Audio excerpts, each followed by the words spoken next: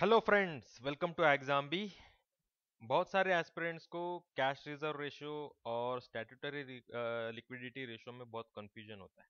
ठीक है, इसके पीछे कंसेप्ट क्या है और ये क्यों है, क्या है डिफरेंस, क्या है, ये सारी चीज़ें आपको मतलब परेशान करती रहती होगी।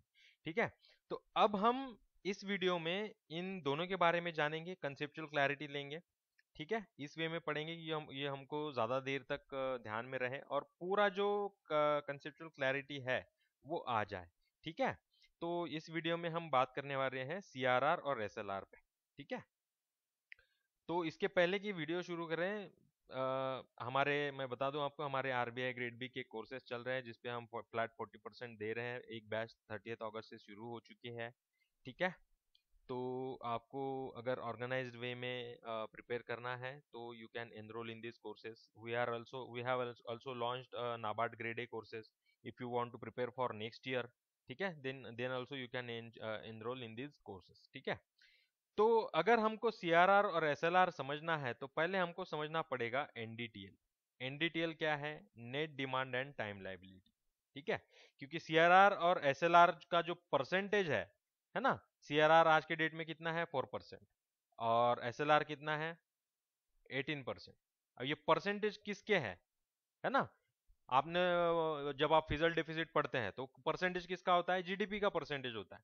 अब सीआरआर और एसएलआर की ये जो परसेंटेज है, या ये किसके परसेंटेज है? एनडीटीएल के परसेंटेज है। तो हमको पहले ये समझना पड़ेगा कि एनडीटीएल क्या होता है ना? तो पहले एनडीटीएल समझेंगे। एनडीटीएल के मोटा मोटा अगर देखा जाए तो तीन फैक्टर्स पड़ते हैं। ठीक है, पहला आता है डिमांड लायबिलिटी। डिमांड लायबिलिटी में आपके क्या आते हैं? आप सेविंग बैंक अकाउंट में जो पैसा रखते हैं वो आएगा। फिर करंट अकाउंट में जो पैसा रखते हैं डिपॉजिट, वो आएगा, है ना? फिर आपका आ गया डिमांड ड्राफ्ट, है ना? डिमांड ड्राफ्ट वो भी एक डिमांड लायबिलिटी है। लायबिलिटी मतलब क्या? जब भी आपका कस्टमर आपको पैसे मांगे आपको देना पड़ेगा। आप लायबल हो उसके पैसे वापस करने के लिए, इसीलिए उसको बोलते हैं लायबिलिटी। और डिमांड लायबिलिटी क्यों? क्योंकि वो ऑन डिमांड होता है। जब भी डिमांड करे, आधी रात को भी डिमांड किया, वो आपको देना पड़ेगा, है ना? अभी ऑनलाइन मोड चल रहे हैं, एनईएफटी आरटीजीएस हो, अगर ये इससे इसके थ्रू आप डिमांड कर सकते हैं पैसा, तो आपको देना पड़ेगा, इसलिए ये हो गया डिमांड लायबिलिटी। अब टाइम लायबिलिटी क्या है? उसी हिसाब से जो एक पर्टिकुलर टाइम के बाद आपको देना पड़ेगा। फिर ये क्या होता है? आपका फिक्स डिपॉजिट, है ना? फिक्स डिपॉजिट आपको एक पर्टिकुलर टाइम के बाद देना पड़ता है। मैच्योरिटी पीरियड होता है आपका 5 साल, है ना? 10 साल, 15 साल, ऐसा मैच्योरिटी पीरियड होता है। तो उतने पीरियड के बाद आपको वो पैसा देना पड़ेगा। तो ये भी क्या हो गया? Time liability. इसके अलावा और कुछ लायबिलिटीज होंगे जिसको बोलेंगे हम other demand and time liability. इसको क्या हम बोलेंगे? इसके अंदर आता है आपके, मान लो कुछ आपको डिविडेंड देना है आपके कस्टमर, आपके शेयर होल्डर्स को, तो वो क्या होगा? लायबिलिटी हो गया ना, क्योंकि डिविडेंड तो आपको शेयर होल्डर्स को देना पड़ेगा, क्योंकि वो आपके कंपनी में पार्टिसिपेंट है, आपके कंपनी के ओनर है एक तरह से। तो आपको उनको डिविडेंड देना पड़ेगा, तो वो भी आपका किस में आता है? Other demand and time liabilities में आता है। तो ये चीजें हो गई आपको। आई होप ये इन डिटेल क्या है आपको क्लियर हो गया होगा। ये हम एक एग्जांपल के तौर पे समझते हैं। ठीक है, यहाँ पे नेट आ गया ना, ये नेट। नेट मतलब क्या होता है? कुछ डिफरेंस होगा, कुछ डिप्रिसिएशन होगा, ऐसा कुछ होता है, तब आपका आता है नेट, है ना? तो ये नेट क्यों आया वो समझते हैं अभी। तो मान लो कि आपके बैंक में आपके सभी जो डिमांड लायबिलिटी है, टाइम लायबिलिटी है, या other demand and time liability है, उसके थ्रू आपके बैंक में मान लो पैसा आया 100 करोड़। ठीक है, 100 करोड़ आपका इनकमिंग है।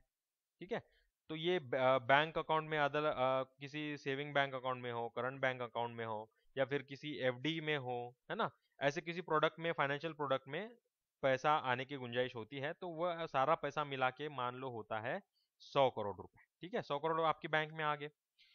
तो जब ये 100 करोड़ आपके बैंक में आए, ये क्या हो गया? आपका लायबिलिटी। मतलब जब भी कस्टमर मांगेगा आपको देना पड़ेगा, तो 100 करोड़ हो गया लायबिलिटी। लेकिन हमको क्या चाहिए? नेट नेट चाहिए, net demand and time liability.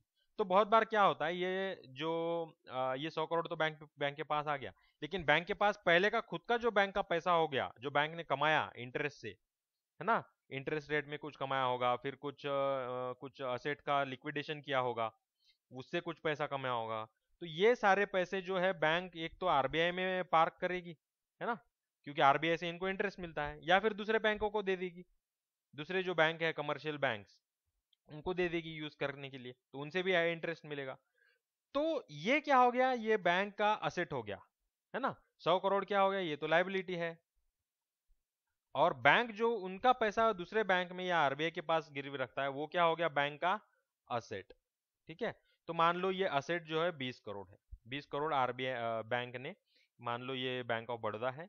ठीक है। बैंक ऑफ बड़ौदा में 100 करोड़ आए through various means, and bank of Baroda has kept 20 crore in with RBI so that they can get interest on it. ठीक है। तो लाइबिलिटी हो गया 100 करोड़, असेट हो गया 20 करोड़। तो net demand and time liability कितना हो गया, एनडीटीएल 100 - 20। तो एनडीटीएल कितना हो गया आपका, 80 करोड़ रुपए। तो आपका सीआरआर और एसएलआर जो है वो इसका परसेंटेज होगा, ये 80 करोड़ का परसेंटेज होगा। तो सीआरआर 4% किसका, 80 करोड़ का। 80 करोड़ का 4%, 4% ऑफ 80, और यहाँ पे 18% ऑफ 80 करोड़। ठीक है। तो इतना आपका सीएलआर एसएलआर होगा, इतना एससीआरआर होगा। तो ये आपको आरबीआई के पास रखना है। तो ठीक है, तो अब समझते हैं हम स्टैट्यूटरी लिक्विडिटी रेशो क्या होता है। ठीक है। स्टैट्यूटरी लिक्विडिटी रेशो होता है आपका द शेयर ऑफ एनडीटीएल, ठीक है, that a bank is required to maintain in safe and liquid asset such as government security, cash and gold. तो बेसिकली आइडिया क्या है, अगर कोई बैंक मान लो बैंकरप्ट हो जाती है, या फिर उनके पास अगर कैश नहीं है मान लो, ठीक है, उनके पास कैश ही नहीं है, उनका इतना बिजनेस ही नहीं चल रहा है कि उनके पास कैश है कस्टमर के पैसे वापस देने के लिए। तो उस कंडीशन में हमको क्या चाहिए, कुछ ऐसी असेट चाहिए वो जल्दी से जल्दी हम लिक्विडेट करके उससे पैसा रेज कर पाए, ताकि हमारे जो भी कस्टमर्स है, जो भी डिपॉजिटर्स हैं, उनको हम पैसा वापस दे पाए, है ना। तो इससे क्या होगा, एक ट्रस्ट जो है बैंकिंग सिस्टम पे, बैंकिंग इकोसिस्टम पे हमारे सिटीजन्स का, वो बना रहेगा। ठीक है। तो इसके लिए ये प्रोविजन रखा है स्टैट्यूटरी लिक्विडिटी रेशियो। ठीक है। Changes in SLR often influence the availability of resources in the banking system for lending to the private sector. ठीक है। अब ये चीज क्या है ये समझते हैं। अभी हमने क्या देखा कि 80 करोड़ एनडीटीएल था, एनडीटीएल का 80 करोड़ था, तो अभी इसका एसएलआर कितना है, 80%, 18%। ठीक है। 18% ऑफ 80 करोड़, ये जितना भी अमाउंट है आपको क्या गवर्नमेंट सिक्योरिटीज में, गोल्ड में या कैश में आपको साइड में रखना है। ठीक है। बैंक के पास ही रहेगा, ये आरबीआई के पास नहीं रखना है। तो इसके बाद में अगर मान लो ये 18% ना होके मान लो 20% कर दे आरबीआई, 18% ना होके 20% कर दे, तो एसएलआर क्या हो गया, इंक्रीज हो गया। आपको ज्यादा पैसे इस कैश, गवर्नमेंट सिक्योरिटीज और कैश और गोल्ड में रखने पड़ेंगे, है ना। अगर ज्यादा पैसे आप गवर्नमेंट सिक्योरिटीज में इन्वेस्ट कर रहे हैं, तो आपको लेंड करने के लिए पैसा कम ही बच रहा है ना। तो आप कम लेंडिंग करेंगे तो आपको इंटरेस्ट इनकम भी कम होगा। तो इस तरह से क्या होगा कि भाई जो प्राइवेट सेक्टर में आपको लोन आप दे रहे हैं इन वेरियस टर्म्स, आप क्रेडिट कार्ड के थ्रू दे रहे हो, आप सेल्फ हेल्प ग्रुप को दे रहे हो, आप एमएसएमईज को दे रहे हो, तो उसके लिए बैंक के पास पैसा कम बचेगा। तो इसीलिए यहाँ पे बोला है changes in SLR often influence the availability of resources.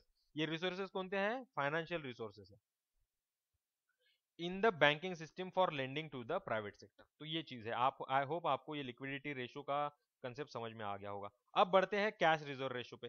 The average daily balance that a bank is required to maintain with the Reserve Bank as a share of such percent of its NDTL.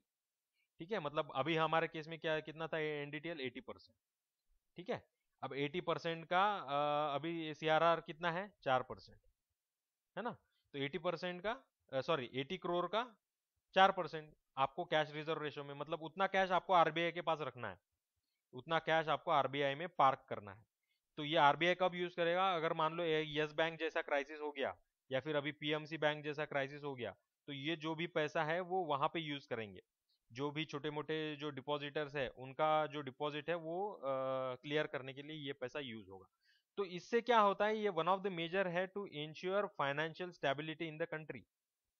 Financial stability, क्योंकि अगर बैंकों में stability नहीं है तो financial stability हम ensure नहीं कर सकते। तो ये वन ऑफ द तरीका है कि भाई बैंकों की फाइनेंशियल स्टेबिलिटी इंश्योर करे। ठीक है। अब ये एनएसएलआर और सीआरआर क्या है, मैंने दो चार पॉइंट तो अभी आपको बता दिए।